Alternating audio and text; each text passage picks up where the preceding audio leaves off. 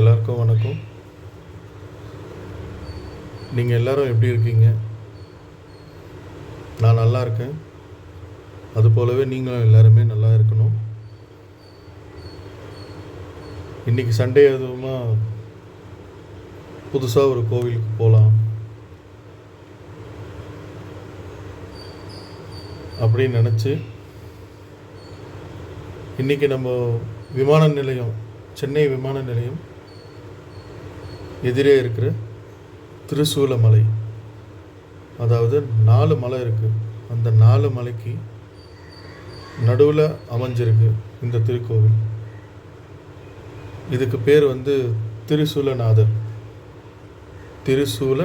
திருக்கோவில். ஸோ இதோட அம்சம் என்னன்னு கேட்டிங்கன்னா, 4 மலைக்கு நடுவில் இருக்கிறது ஒன்று. ரெண்டாவது, இது 1000 இருந்து 1200 வருஷம் பழமையான கோவில்னு சொல்லப்படுது.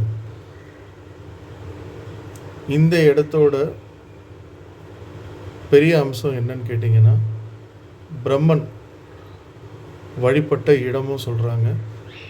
திருப்புர சுந்தரி அம்மன் சன்னிதானம் இங்கே சிறப்பு வாய்ந்த ஒரு இடமா இருக்குது. அது இல்லாமல் இந்த மலையை நீங்கள் சுற்றி வரா மாதிரி இந்த கோவிலை சுற்றினீங்கன்னா பெரிய பாக்கியம் உங்களுக்கு உண்டாகும். நிறைய பேருக்கு இந்த விஷயம் தெரியலை, எனக்கும் தெரியாது. நானும் சில பேரை கேட்டு தெரிஞ்சுட்டு தான் இன்றைக்கி போய் பார்த்தேன். ரொம்பவே மனசுக்கு ரொம்ப அமைதியாக இருந்தது.